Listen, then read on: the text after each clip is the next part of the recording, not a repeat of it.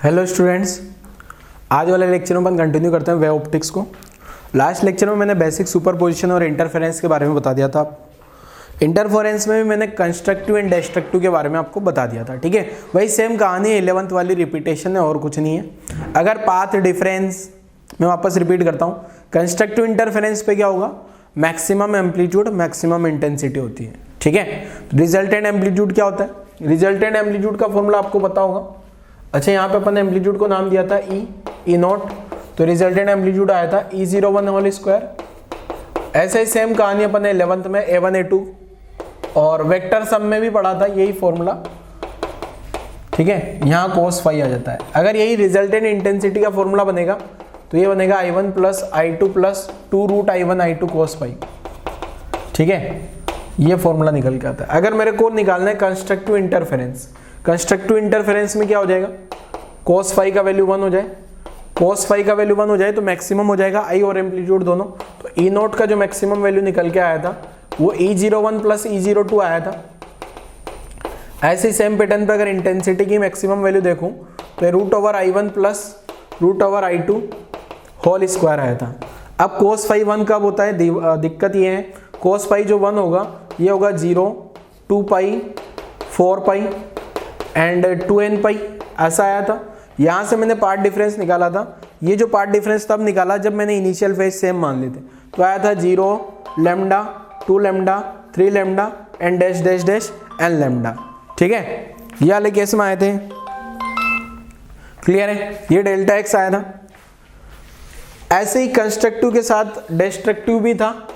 Destructive में यहाँ -1 हो जाता है या माइनस और यहाँ जो फाई आता है, फाई क्या हो जाए, pi, 3 pi, 5 pi and so on 2n plus 1 lambda 2n plus 1 pi, means pi का ऑड मल्टीपल हो। ऐसी जो पार्ट डिफरेंस आ जाए वो λ/2, 3 λ/2 and so on 2n plus 1 λ/2। ये इस टाइप से आंसर आया था। ये लास्ट लेक्चर में मैंने यहाँ तक की कहानी बता दी थी, आपको 11th में भी पता होगी।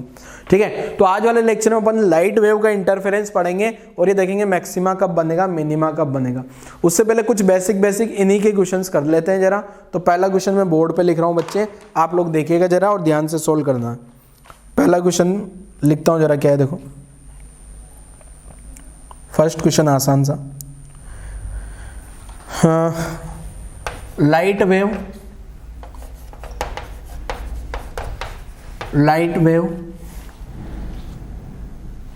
from two sources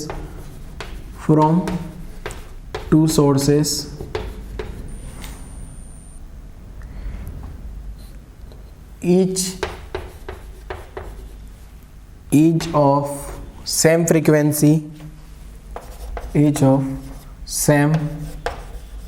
frequency and traveling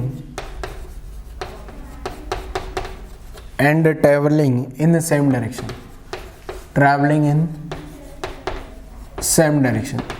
same frequency का सेम डायरेक्शन में जा रहा है, और बट जो इंटेंसिटी है वो सेम नहीं है, but with intensity in the ratio, intensity का जो रेशियो होगा वो दिया आपको 4:1। ठीक है, 4:1। फाइंड द रेशियो, क्या पता करना है, find ratio of maximum to minimum intensity, maximum to minimum intensity, maximum to minimum intensity का रेशियो क्या होगा, ये आपको पता करके बताना है। चलो शुरू कर दो। आसान सा क्वेश्चन 11th में भी किया हुआ है इस पैटर्न का क्वेश्चन अपन ने। ये रब कर देता हूँ, ये इसको लिखने की कोई ज़रूरत नहीं, कल वाला रिवीजन था। तो पहला क्वेश्चन आपको समझ आ गया होगा। चलो सोल्व करता हूँ बेटा मैं। वीडियो पॉज करके आप लोगों ने सोल्व किया होगा। मुझे पूछा है maximum intensity upon minimum intensity, maximum upon minimum. तो मैक्सिमम इंटेंसिटी होती है बेटा √I1 plus √I2 upon √I1 minus √I2। ये तो मैक्सिमम होगी ऊपर वाली, ये मैक्सिमम और नीचे वाली मिनिमम। ठीक है, अब मेरे को यहाँ पे क्वेश्चन में क्या बोला गया है बेटा, जो इंटेंसिटी का जो रेशियो दिया है वो 4:1 दिया है। अब उसमें दिक्कत वाली बात नहीं है, आप कुछ भी लिख लो, ठीक है, I1/I2 लिख लो, क्योंकि कुछ तो स्पेसिफाई है नहीं। तो यहाँ से मेरे पास निकल के आता I1 बराबर 4I2, तो मैं I1 का वैल्यू 4I2 के बराबर रख लेता हूँ और आंसर करता हूँ जरा। ठीक है, कुछ बच्चे कंफ्यूज हो रहे होंगे। एक बार अगर ऑब्जेक्टिव क्वेश्चन है ना तो चारों ऑप्शन देख लो, अगर कोई रेशियो एक जैसा आ रहा है उल्टा पुल्टा करके, जिससे मान लो 3/1 और 1/3 दोनों ही ऑप्शन है, तो जाके कंफ्यूज होने की जरूरत है। अगर नहीं है तो कोई कंफ्यूजन की जरूरत ही नहीं है। ठीक है, अगर ऐसा दो ऑप्शन दिए होंगे ना, फिर वो स्पेसिफाई करेगा कौन सा रेशियो है, I1 कौन सा, I2 कौन सा है। ठीक है ना, तो मैं यहाँ पे मैक्सिमम अपॉन मिनिमम कैलकुलेट करता हूँ, I max upon Y min। ये इस टाइप का क्वेश्चन अपन ने पहले भी किया हुआ है। I1 की जगह लिख दिया मैंने क्या, 4I2 root plus root I2 whole square plus 4I2 minus root I2 whole square. ठीक है, तो यहाँ से मैक्सिमम अपॉन मिनिमम का रेशियो आ जाएगा, मैक्सिमम अपॉन मिनिमम। इसको लिख दूंगा मैं क्या, 2√I1 minus root I1 upon 2√I1 minus root I1 whole square.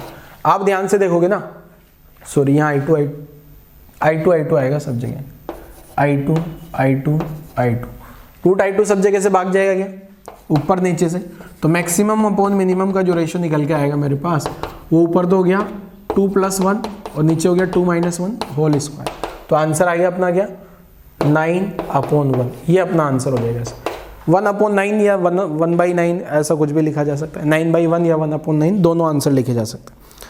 ठीक है, तो यहाँ तक का नोट कर लीजिए जल्दी से, फिर अगले क्वेश्चन पे मूव करते हैं।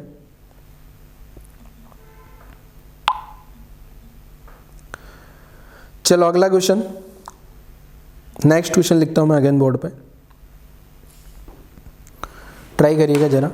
क्या है देखो अगला क्वेश्चन, इसको रब कर दें क्या, वीडियो पॉज करके क्वेश्चन सॉल्यूशन सब कॉपी कर लो। वैसे क्वेश्चन खुद से सॉल्व करना चाहिए आपको बेटा, जैसा कि हर बार अपन ऑफलाइन क्लास में भी करते हैं। मैं हर बार बोलता हूँ क्वेश्चन खुद से सॉल्व करो, खुद से ट्राई करो, तो वही पैटर्न पे आपको वीडियो पॉज कर लेना चाहिए और ट्राई करना चाहिए। अगर मैं रुकूंगा तो बहुत ज़्यादा टाइम चला जाएगा क्लास का, इसलिए इतनी देर तक मैं नहीं रुक सकता। तो ऐसा अगला क्वेश्चन सेम वापस आपको ट्राई करना होगा। मैं क्वेश्चन लिख देता हूँ, वीडियो पॉज करके आप लोग ट्राई करिएगा। ठीक है, तो देखता हूँ जरा, लिखता हूँ जरा क्वेश्चन क्या है देखो।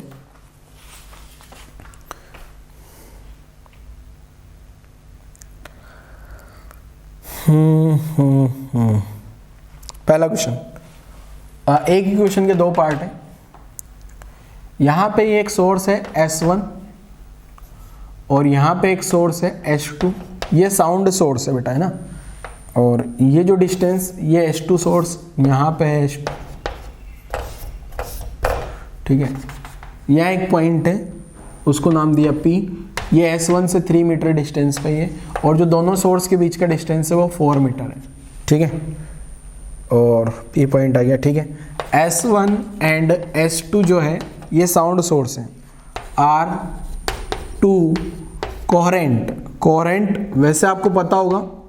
ठीक है, नहीं पता है तो मैं अभी लिख भी दूंगा कोहेरेंट सोर्स का मतलब क्या होता है, अभी आगे लिखवा दूंगा कोहेरेंट सोर्सेस का मतलब क्या होता है। Coherent sources of frequency F।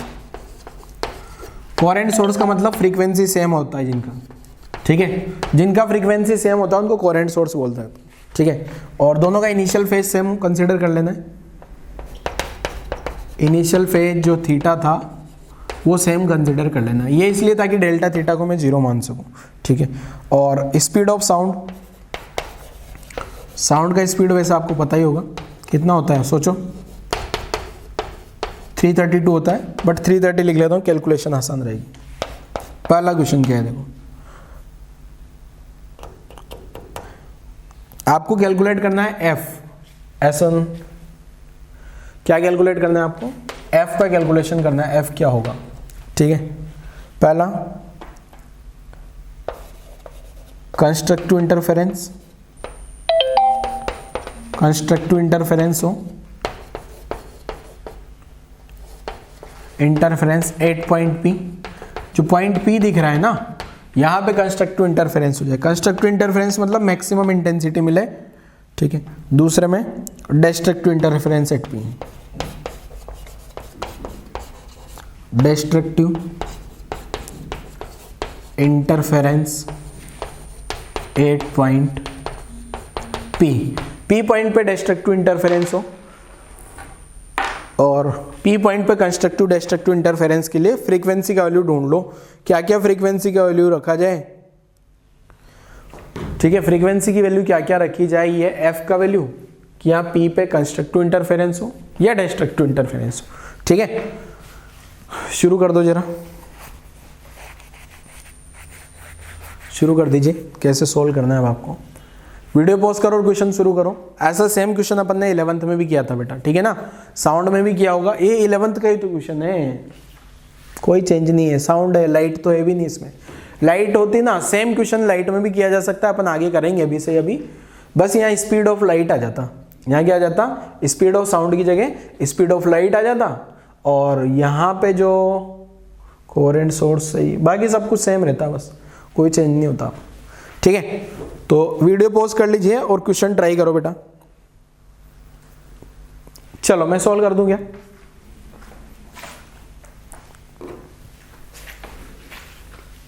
देखो कैसे सॉल्व करना है। पहले तो पार्ट डिफरेंस निकाल लेते हैं। फर्स्ट वाला क्वेश्चन सॉल्व कर रहा हूं, या दोनों के लिए निकालना होगा पार्ट डिफरेंस, तो मैंने स्पेसिफाई नहीं कर रहा हूं। ये सोर्स S1 आ गया, ये सोर्स S2 आ गया, यहाँ कहीं ये पॉइंट P है, ये 3 मीटर है। अब यहाँ से जो साउंड चल के जाएगा वो क्या 5 मीटर चलेगा क्या? ये सोचो जरा, 5 मीटर क्यों चला बेटा? ये इन दोनों सोर्स के बीच का जो डिस्टेंस है मुझे 4 मीटर दिया है। यहाँ से जो साउंड चल के P पॉइंट पे आएगा, ये P पॉइंट पे आ गया, ये P पॉइंट पे जो साउंड ऐसे ऐसे ऐसे चल के यहाँ पे P पॉइंट पे पहुंचेगा ना साउंड। ठीक है, एक साउंड तो चलेगा 3 मीटर, एक चलेगा 5 मीटर। इनिशियल फेज जो डेल्टा जो पाथ डिफरेंस है वो क्या आ गया 5 - 3, ये आ गया 2 मीटर। ठीक है, पाथ डिफरेंस कितना आ गया? 2 मीटर आ गया। अब अगर मुझे चाहिए क्या, पाथ डिफरेंस 2 मीटर आ गया। अब अपने पास डेल्टा थीटा तो 0 दिया है ना, डेल्टा थीटा तो इनिशियल फेज तो 0 दिया है। अब मैं अगर फर्स्ट वाले क्वेश्चन की बात करता हूँ, कौन सा वाला बेटा? First question. अब ये पाथ डिफरेंस किसके बराबर हो जाना चाहिए?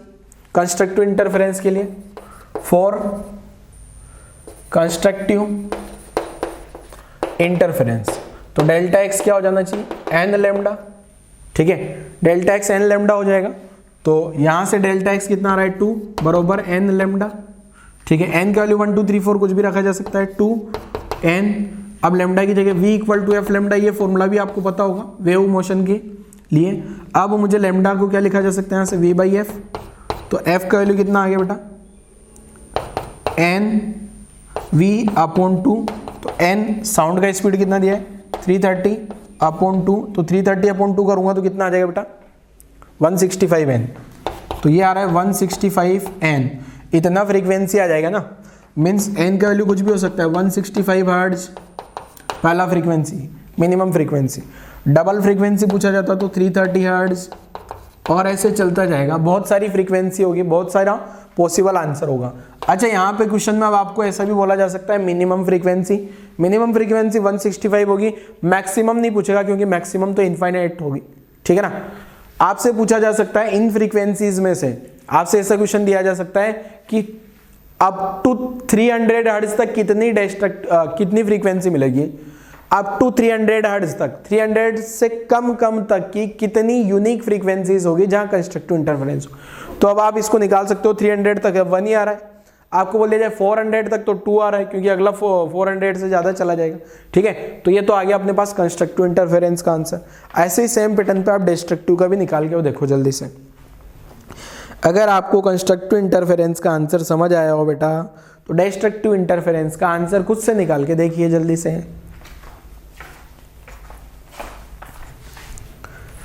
वीडियो पॉज कर लो, सॉल्व करो।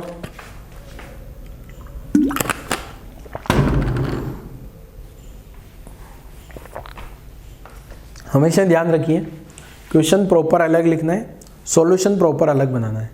ठीक है, मैं आपको क्लास में भी यही बात बोलता हूँ कि आप वही डायग्राम में खिचड़ी मत बनाओ, वरना जब नोट्स पढ़ोगे तो फिर कुछ पता नहीं लगेगा क्या कर रहे हैं। ठीक है, चलो अगला क्वेश्चन, आसान सा क्वेश्चन। अगर आपको कंस्ट्रक्टिव समझ आया तो डिस्ट्रक्टिव भी समझ आएगा। तो डिस्ट्रक्टिव इंटरफेरेंस के लिए क्या लिखूं? For destructive interference delta x क्या होगा, यहाँ होगा बेटा 2n+1 into lambda by 2, means lambda by 2 का ऑड मल्टीपल होना चाहिए। तो ये जो पार्ट डिफरेंस लिख दिया 2, ये आ गया 2n+1 और ये आ गया लेमडा बाई 2, ठीक है ना। तो अब मैं क्या करूँ, लेमडा की जगह लिख दूँ, 2 को इधर मल्टीप्लाई कर दिया 4, 2n+1 और ये लिख दिया v बाई एफ। तो f की जगह क्या आ जाएगा बेटा 2n+1, v की जगह क्या लिख दिया 330 अपॉन यहाँ आ गया 4, ठीक है। तो n की वैल्यू 0 1 2 3 4 रखूंगा, आंसर आ जाएगा। n की वैल्यू 0 रखूंगा तो क्या आ गया, ये आ रहा है 330 अपॉन 4, n की वैल्यू 1 रखूंगा तो 3 इंटू 330 अपॉन 4, सिंप्लीफाई मैं नहीं कर रहा हूँ, 5 इंटू 330 अपॉन 4, ये इस टाइप के आंसर आ जाएंगे, ठीक है। बहुत सारे पॉसिबल आंसर हो सकते हैं। अभी आगे ना आपसे मिनिमम फ्रीक्वेंसी पूछा जाए तो ये हो जाएगा 165 अपॉन 2, ठीक है। नोट कर लो जल्दी से, कहानी नोट करो जल्दी से बच्चे, यहाँ तक की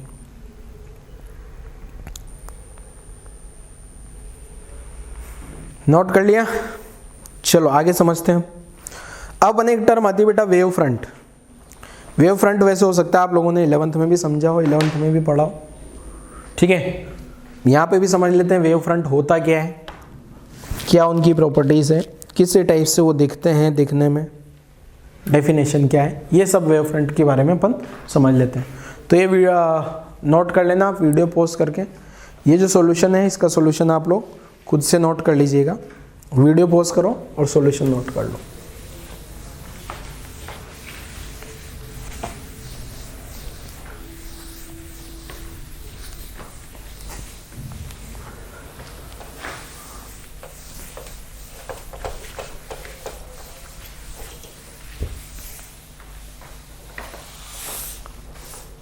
तो देखो क्या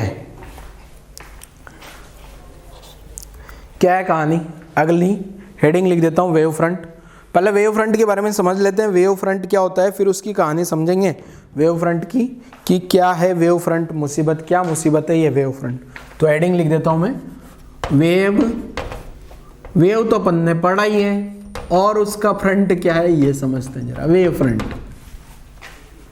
अगर आपको याद हो बच्चों 11th में आपने कुछ भी वेव फ्रंट के बारे में पढ़ा हो, याद रहा हो, वैसे मैंने 11th में भी वेव फ्रंट के बारे में पूरा सब कुछ लिखा रहेगा आपको, वही सेम कहानी यहाँ भी रिपीट करूंगा मैं, ठीक है ना। इसीलिए मैंने आपको बोला था बच्चों वेव वाला चैप्टर अच्छे से पढ़ लो। मैंने समझाया था आपको साउंड वेव में वेव फ्रंट के बारे में क्या होता है, पॉइंट सोर्स के वेव फ्रंट कैसे बनेंगे, लीनियर सोर्स के कैसे बनेंगे, इनफाइनाइट वाले सोर्स, ऐसे कुछ 2-3 सोर्स के मैंने वेव फ्रंट आपको वहाँ पे समझाए थे। तो पहले तो मैं वेव फ्रंट समझाता हूँ आपको पानी से, तो इजीली समझ आता है। जैसे पानी है, ठीक है, अब पानी में मैं क्या कर रहा हूँ, कोई भी छोटा सा एक डिस्टरबेंस क्रिएट करता हूँ। जैसे शांत पानी है एकदम, उसमें कोई एक छोटा सा आपने डिस्टरबेंस क्रिएट किया, तो उस डिस्टरबेंस के कारण क्या होगा, वहाँ पे ऐसे कंसेंट्रिक सर्कल की फॉर्म में एक डिस्टरबेंस आगे बढ़ता है। करके देखेंगे, एक सेकंड, पानी तो मेरे पास है और डिस्टरबेंस भी कर सकता हूँ मैं, पानी गंदा हो जाएगा पर कोई नहीं चलेगा, आपके लिए करेंगे। ध्यान से देखना, पता नहीं आप लोगों को ऑब्जर्व हो पाए नहीं हो पाए। ये पानी आ गया, इसको थोड़ा शांत कर लेते हैं। यहाँ से एक डिस्टरबेंस करेंगे, मैं एक चौक का टुकड़ा गिरा रहा हूँ, कुछ दिखा क्या, नहीं दिखा। घर पे करके देखना, दिखेगा। टॉप से देखोगे ना तो दिखेगा, अभी साइड में से वैसे दिखेगा भी नहीं आपको, होगा तो भी पता नहीं, ठीक है। तो कंसेंट्रिक सर्कल से बन जाते हैं ना डिस्टरबेंस, वो एक डिस्टरबेंस आगे बढ़ता है, उसी डिस्टरबेंस को बोला जाता है वेव फ्रंट। होता क्या है देखो मैं बताता हूँ, जैसे पानी एकदम शांत था, अब जैसे ही आपने वहां एक डिस्टरबेंस किया तो वो वाला पॉइंट एकदम नीचे प्रेस हुआ, और जैसे रिलीज करोगे तो ऊपर आएगा, तो वो एक वेव जनरेट हो जाती है, वहां से एक पल्स जनरेट हो जाती है, वो पल्स आगे बढ़ती है। फिर तो एक साथ पानी ऊपर जाएगा, एक सर्कल का पानी एक साथ ऊपर, फिर एक साथ नीचे, फिर एक साथ ऊपर, फिर एक साथ नीचे। तो वो जो एनर्जी बढ़ रही है आगे, जो आपने यहाँ से एनर्जी दिया है, जो वेव आगे बढ़ रही है, वो सारे पॉइंट्स जो एक साथ ऑसिलेट कर रहे हैं, उन सभी पॉइंट्स का लोकस जो होगा, उन सभी पॉइंट्स का लोकस बोले तो कॉम्बिनेशन ऑफ ऑल पॉइंट्स। कौन कौन से पॉइंट्स का कॉम्बिनेशन, जो सेम फेज में ऑसिलेट कर रहे हैं। फेज बोले तो जो सब एक साथ ऊपर आ रहे हैं, एक साथ नीचे जा रहे हैं, एक साथ ऊपर आ रहे हैं, एक साथ नीचे जा रहे हैं, उन सभी का जो लोकस होगा उसी को अपन वेव फ्रंट बोल देते हैं, ठीक है। तो मैं पहले वेव फ्रंट के बारे में लिख देता हूं। फिर अपन अलग अलग सोर्स के वेव फ्रंट बताएंगे कि अलग अलग टाइप के सोर्स के वेव फ्रंट कैसे कैसे बन सकते हैं। ठीक है, तो पहले वेव फ्रंट का डेफिनेशन लिखता हूं क्या।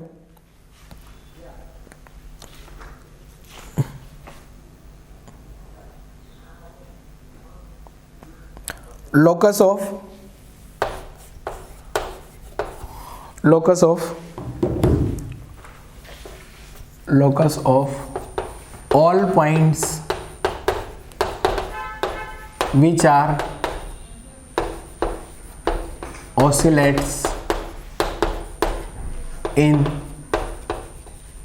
same phase is called wave front. अब आपको लग रहा होगा सर ये लाइट में वेव फ्रंट कैसे बनेंगे, लाइट में कहाँ पॉइंट आ गए।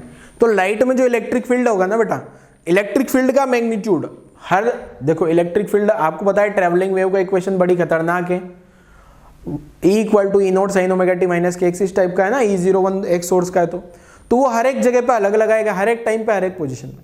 तो किसी भी पर्टिकुलर टाइम पे ऐसे पॉइंट्स जहां जहां इलेक्ट्रिक फील्ड सेम है उन सभी पॉइंट्स का जो लोकस होगा, जहां जहां पे जिन भी पॉइंट्स पे इलेक्ट्रिक फील्ड सेम है उन सभी का जो लोकस होगा उसको बोलेंगे अपन वेव फ्रंट। तो यहां जो ऑसिलेशन होगा ये किसका होगा, यहां कोई पार्टिकल तो है नहीं, जैसे पानी में तो पानी के मीडियम पार्टिकल थे, रस्सी में रस्सी के पार्टिकल थे, मॉलिक्यूल थे।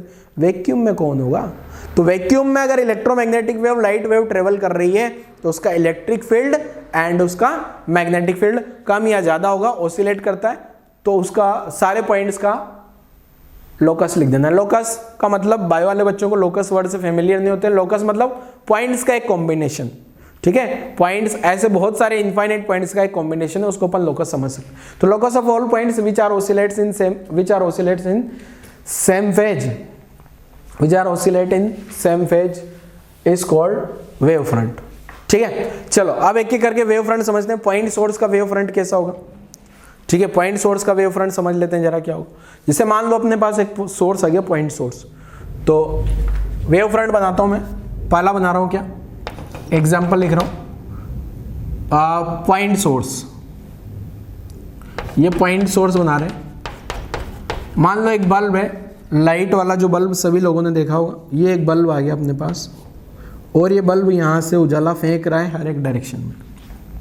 ठीक है, यहां पे बल्ब आ गया, इस बल्ब को अपन ने एक पॉइंट सोर्स का बिहेवियर दे दिया। अब होगा क्या बेटा, यहां से जो बल्ब होगा इस बल्ब का मुझे बनाना है क्या, वेव फ्रंट।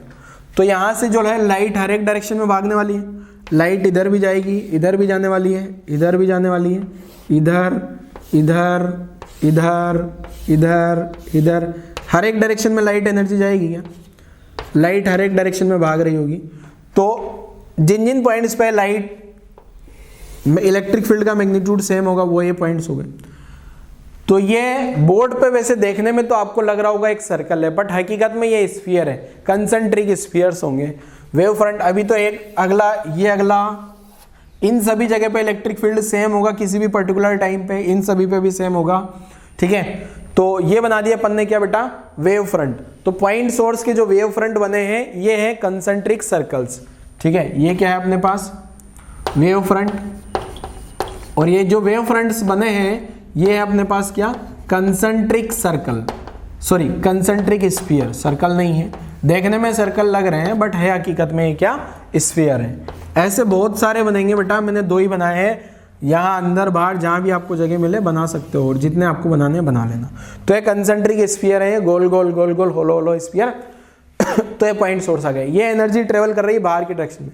ये जो है ना लाइट भाग भाग के जा रही होगी बल्ब से, ये एनर्जी ट्रेवल कर रही है। तो अब यहां से मैं एक पॉइंट बताऊंगा आपको क्या, कि जो वेव फ्रंट होते हैं, वेव फ्रंट की जो सरफेस है और जो लाइट एनर्जी की जो ट्रेवल करने की डायरेक्शन है, लाइट एनर्जी से बाहर जा रही होगी ना रेडियल डायरेक्शन में, और वेव फ्रंट तो टेंजेंट नॉर्मल हो गए। मीन्स कुल मिला के मैं बोलना चाह रहा हूं जो वेव फ्रंट की जो भी सरफेस होगी वो ट्रैवलिंग, जो वेव जिस डायरेक्शन में ट्रेवल कर रही है उसके परपेंडिकुलर होगा। याद करो इलेक्ट्रोस्टैटिक को, पॉइंट चार्ज की इलेक्ट्रिक फील्ड लाइंस मान सकते हो इनको। और ये इक्विपोटेंशियल सरफेस आ गई। तो इक्विपोटेंशियल सरफेस और इलेक्ट्रिक फील्ड परपेंडिकुलर होता है ना, उसी टाइप से जो लाइट एनर्जी ट्रेवल कर रही है वो वाली डायरेक्शन और वेव फ्रंट जो होंगे वो क्या होंगे, परपेंडिकुलर होंगे। अभी आगे लिख देंगे इसको। तो पॉइंट सोर्स के वेव फ्रंट मैंने आपको बता दिया। यहाँ पे पॉइंट सोर्स के जो वेव फ्रंट निकल के आए वो कैसा आया बेटा, पॉइंट सोर्स का वेव फ्रंट आया कंसेंट्रिक स्फीयर। अगला आता है infinite linear source. Infinite linear source, ये ट्यूबलाइट के जैसा मान सकते हो आप। ट्यूबलाइट समझते हो आप, सब भी ट्यूबलाइट हो ना सर? हम ट्यूबलाइट क्यों हैं? तुम्हारी बत्ती थोड़ी लेट जलती है ना इसलिए। ये बल्ब के जैसा है, बल्ब बनो, ट्यूबलाइट मत बनो जिंदगी में। अपनी बत्ती, दिमाग की बत्ती तुरंत से जलाओ, ठीक है। तो पहले तो मैं यहाँ इनफाइनाइट लीनियर सोर्स बना देता हूँ। अब इनफाइनाइट जगह तो है नहीं अपने पास, तो जितना होगा उतना बना देते हैं। डैश डैश लगा दिया, डैश डैश लगा दिया। ये अपने पास आ गई ट्यूब, ट्यूब बोले तो ट्यूबलाइट, मैं यहाँ बना दिया ऐसी ट्यूबलाइट। अब ये ट्यूबलाइट की हर एक डायरेक्शन में, वैसे इनफाइनाइट है बेटा, इनफाइनाइट है, इनफाइनाइट है। अब इतनी लंबी ट्यूबलाइट मैं बना नहीं सकता, मेरा पास छोटा सा बोर्ड है। तो अब यहाँ से ये ट्यूबलाइट से या लीनियर सोर्स से जो लाइट जा रही होगी रेडियल डायरेक्शन में बाहर जा रही होगी, तो यहाँ से लाइट भगा देते, ये भागी भागी भागी भागी, इधर भी भगा दिया, भगाया भगाया भगाया, ये लाइट जा रही है इस टाइप से।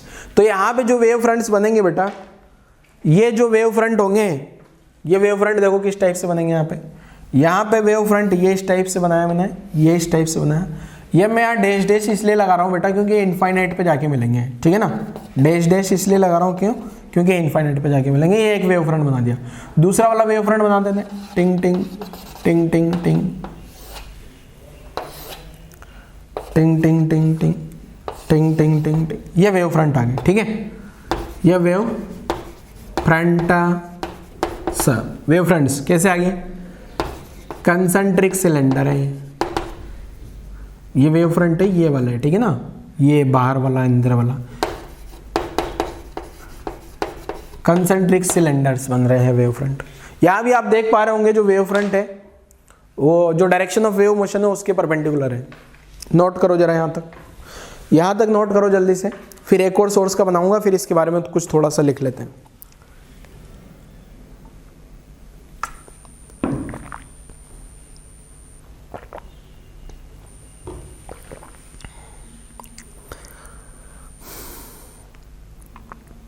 लिखा?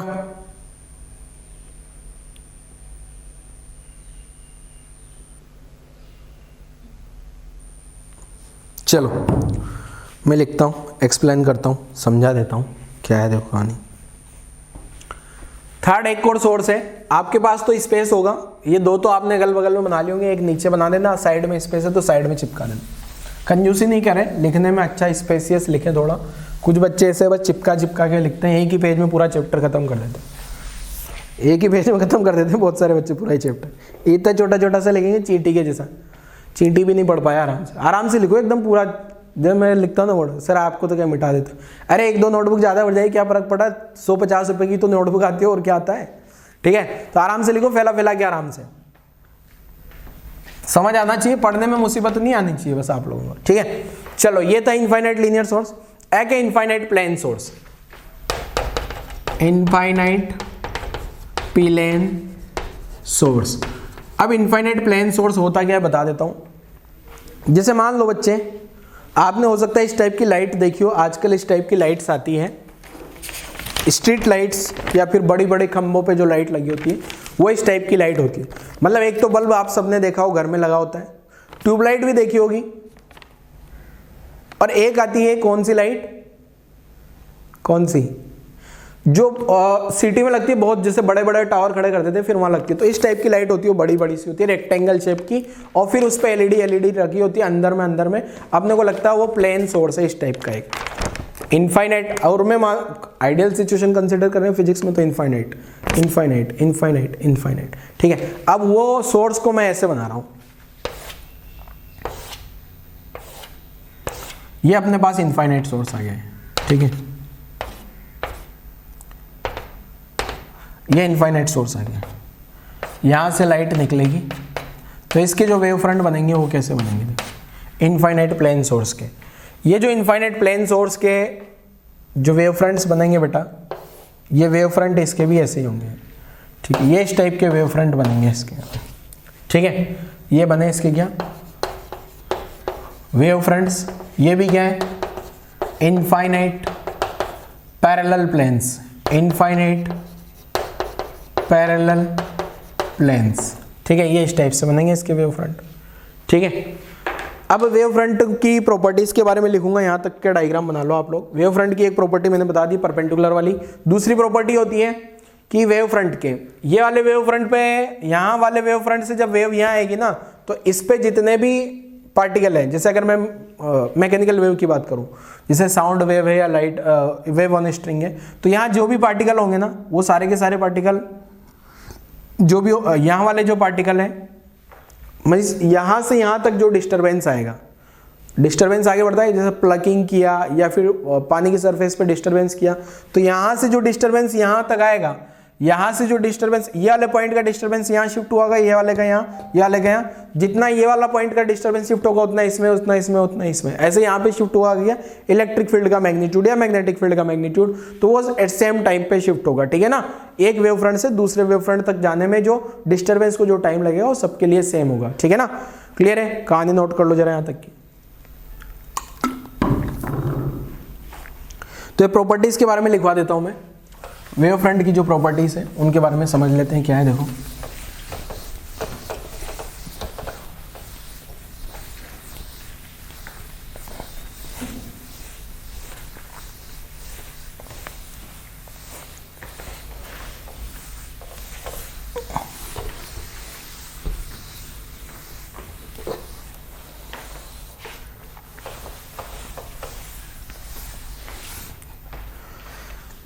समझाते हैं जरा क्या है। देखो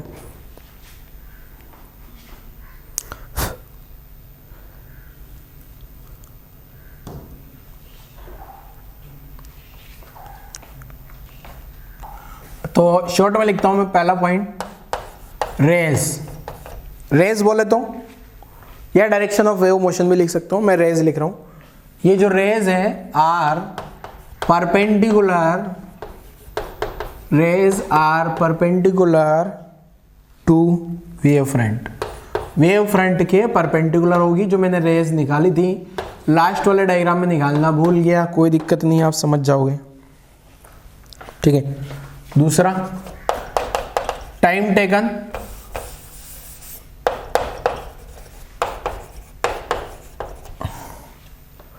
time taken by light,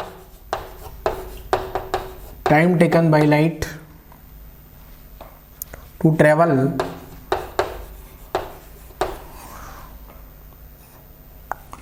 from one wave front, एक वेव फ्रंट से one wave front to another, एक वेव फ्रंट से दूसरा या फिर दूसरा भी कोई another, is the same, is the same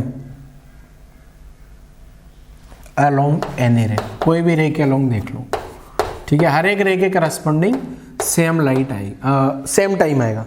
जैसा मैंने बताया था ना पॉइंट सोर्स में, पॉइंट सोर्स में यहाँ सोर्स आ गया, मान लो ये ऐसी खूब सारी रेस बनाई थी क्या मैंने, ये तो एक वेव फ्रंट यहाँ आ गया, दूसरा वेव फ्रंट यहाँ आ गया, तो यहाँ से यहाँ का टाइम वही होगा जो यहाँ से यहाँ का टाइम होगा, और वही सेम टाइम यहाँ से यहाँ का भी होगा, ठीक है।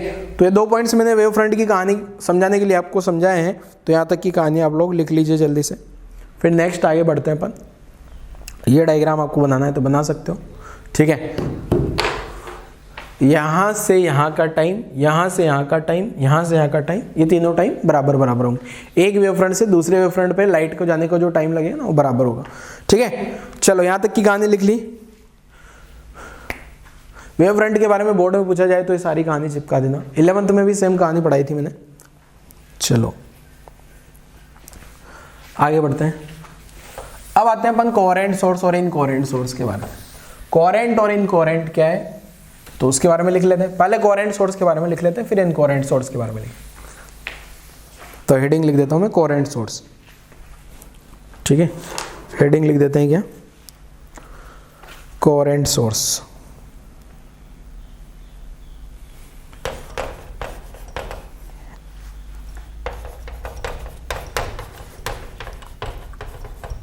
कोहेरेंट सोर्स क्या है,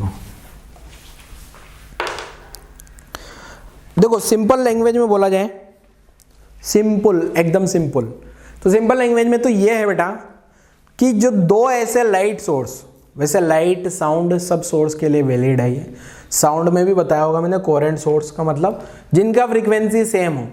अब लाइट होगा तो लाइट का भी फ्रीक्वेंसी होता है, साउंड होता है तो साउंड का भी फ्रीक्वेंसी होगा, ठीक है। तो सिंपल लैंग्वेज में बोला जाए तो ऐसे सोर्स जिनका फ्रीक्वेंसी सेम होता है उनको अपन कोहेरेंट सोर्स बोल देंगे। सिंपली बोले तो सिंपल लैंग्वेज में सेम फ्रीक्वेंसी सोर्स, ठीक है। सिंपल लैंग्वेज में बोलूं तो क्या, सेम फ्रीक्वेंसी सोर्स, ठीक है।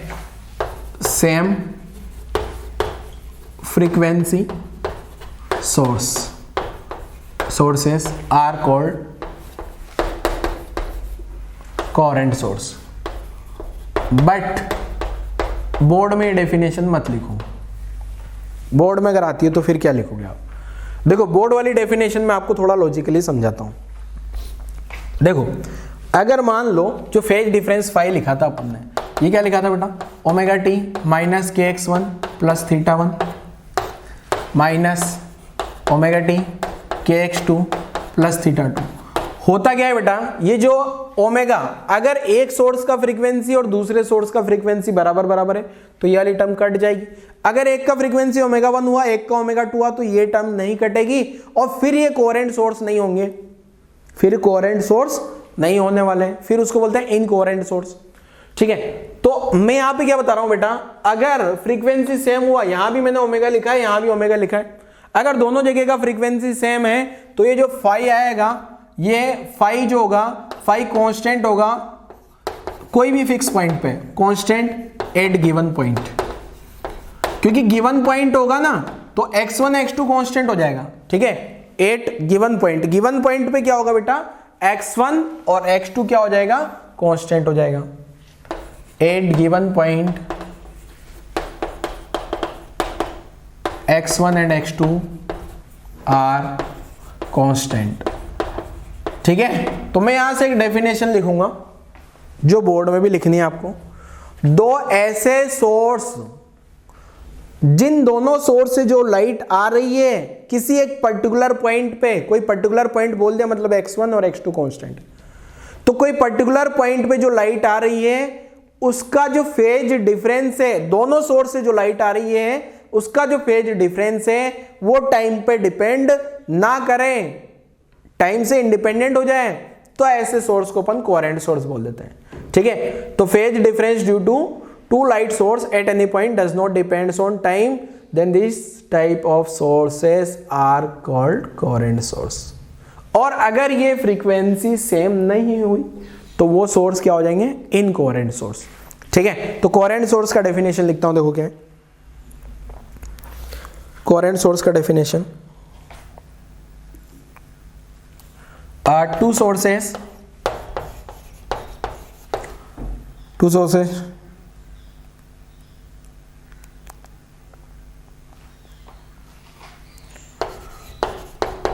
एक सेकेंड,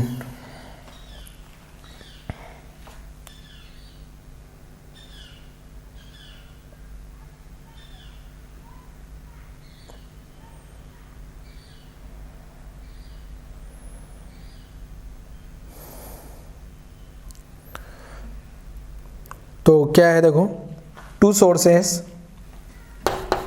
विच वाइब्रेट या oscillate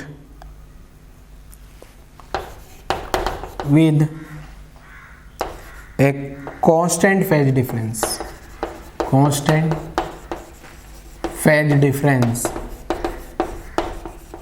constant phase difference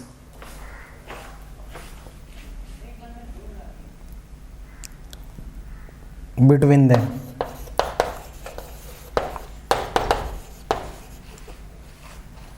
are said to be coherent, ठीक है। या फिर सिंपल लैंग्वेज में बोलूं, the phase difference, the phase difference between the phase difference between light coming from phase difference light coming from such sources does not depend on time. ठीक है, phase difference between light coming from coherent sources, ठीक है, coherent source लिख देता हूँ, coherent source, ठीक है, coherent source जो होंगे उनका फेज डिफरेंस टाइम पे डिपेंड नहीं करता। क्लियर है? अब अगर ये टाइम पे डिपेंड नहीं करेगा तो यहां पे जो फाई होगा, फाई क्या होगा, कांस्टेंट होगा कोई भी गिवन पॉइंट पे, तो जो फाई लिखूंगा मैं, फाई बोले तो फेज डिफरेंस, ठीक है। तो फाई एट एनी पॉइंट, ऐसे लिख रहा हूं, phi at any point will not change, phi will not change with time, time के साथ में चेंज नहीं होगा, एंड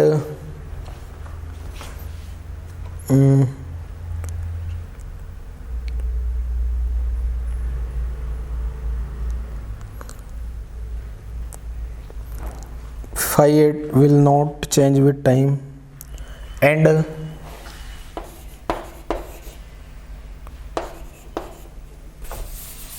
और साथ में क्या होगा, देखो फाई अगर टाइम के साथ में चेंज नहीं होगा ना, तो जो इंटरफेरेंस पैटर्न होगा ना, वहां पे जो मैक्सिमम इंटेंसिटी है वो भी चेंज नहीं होगी फिर, ठीक है। मैक्सिमम और मिनिमम इंटेंसिटी है वो क्या होती है, मैक्सिमम और मिनिमम इंटेंसिटी फाई पे डिपेंड करेगी क्या, इंटेंसिटी क्या होती है, I equal to I1 plus I2 plus 2 root I1 2 then root I1 I2 cos phi.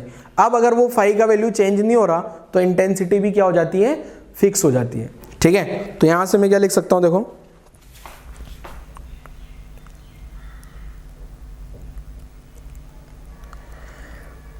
तो यहां से होगा क्या, अब अपने पास मिलने वाला है अब क्या, स्टेबल इंटरफेरेंस पैटर्न मिलेगा। यहां मिलता है क्या, स्टेबल इंटरफेरेंस पैटर्न। अब स्टेबल इंटरफेरेंस पैटर्न क्या है, देखो स्टेबल इंटरफेरेंस का मतलब पैटर्न मिलेगा, मतलब क्या है, देखो इसका मैक्सिमा और minima will not change position, इसका मतलब ये है position of maxima and minima,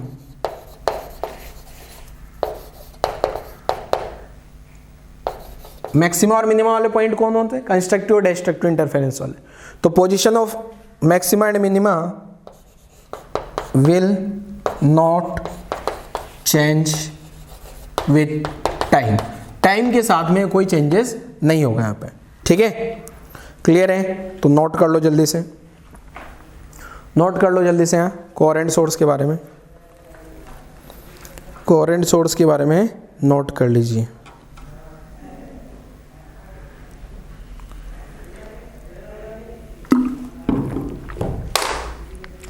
अब अगर यहाँ इनकोहेरेंट सोर्स आ गया, इनकोहेरेंट सोर्स में फाई टाइम के साथ बदलेगा क्या, ओमेगा अलग अलग आ जाएगा तो फाई भी टाइम के साथ बदलेगा, और अगर फाई टाइम के साथ बदल रहा है तो ये इंटरफेरेंस पैटर्न स्टेबल नहीं होगा, और एक सिंगल पॉइंट पे कभी मैक्सिमा आ रहा था, इसमें क्या होगा, मैक्सिमा और मिनिमा जो है ना, एक पॉइंट पे मैक्सिमा आ गया तो लगातार वही मैक्सिमा बना रहेगा।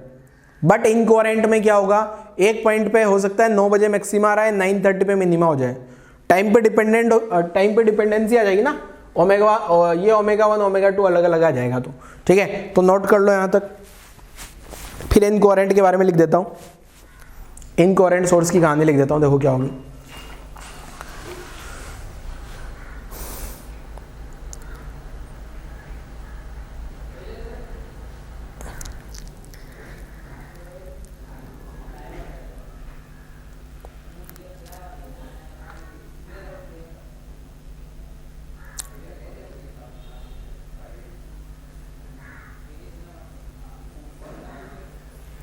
देखो क्या है, हेडिंग लिख देता हूं मैं, इसको मिटा देते हैं, सारा सब कुछ गायब।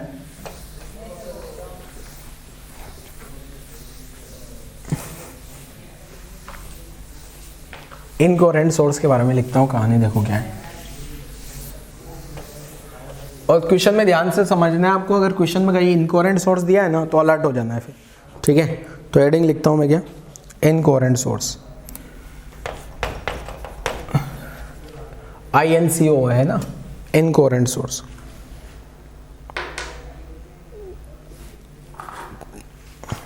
तो इनकोहेरेंट सोर्स में क्या होगा देखो, phase difference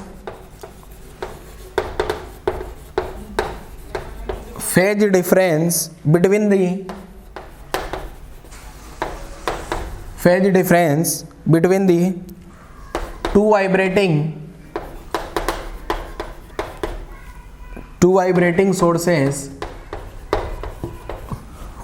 sources changes are rapidly with time। मतलब ये टाइम के साथ बदलेगा, ठीक है ना। फेज डिफरेंस जो है टाइम के साथ बदलेगा, क्लियर है। अब हो क्या रहा है देखो यहां पे,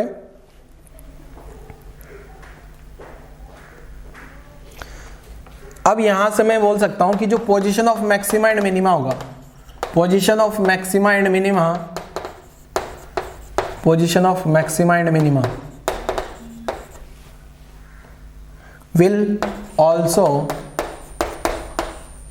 will also vary rapidly, ठीक है। मींस जिस पॉइंट पे अभी मैक्सिमा बन रहा है, हो सकता है थोड़ी देर बाद वहां मैक्सिमा नहीं बने, ठीक है।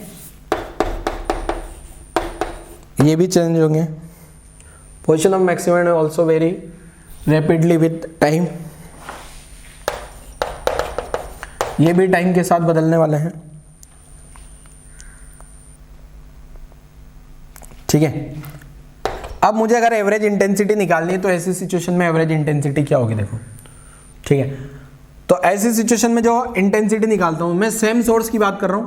अगर मान लो I1 बराबर I0 हो तो रिजल्टेंट इंटेंसिटी क्या लिखते हैं, I = 4I0 cos स्क्वायर 5/2। ये याद होगा आपको, फॉर्मूला कैसे आता है, जो I का फॉर्मूला है ना, I1 I2 को I0 रख देना है, फॉर्मूला आ जाएगा, ठीक है। अब ऐसी सिचुएशन में ये जो फाई है टाइम के साथ में डिपेंड कर रहा है क्या, तो अगर मुझे एवरेज इंटेंसिटी निकालनी है तो क्या करना होगा देखो, यहां पे ये जो फाई है ये टाइम के साथ बदल रहा है, वेरी विद टाइम। तो अगर मुझे एवरेज इंटेंसिटी निकालनी है तो एवरेज इंटेंसिटी,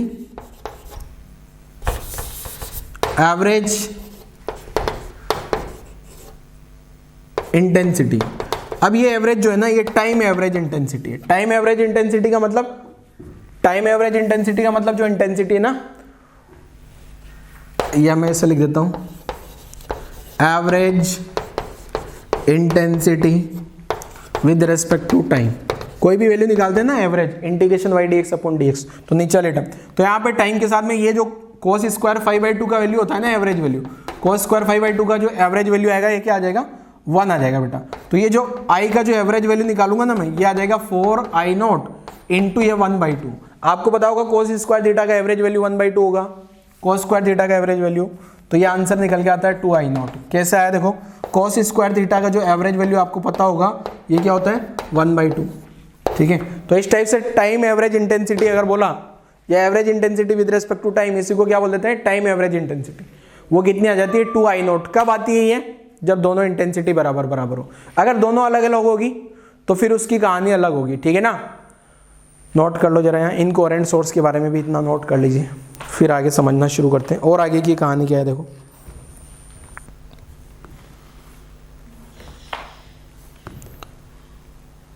तो ये कोहेरेंट इनकोहेरेंट आपको समझ आ गया होगा।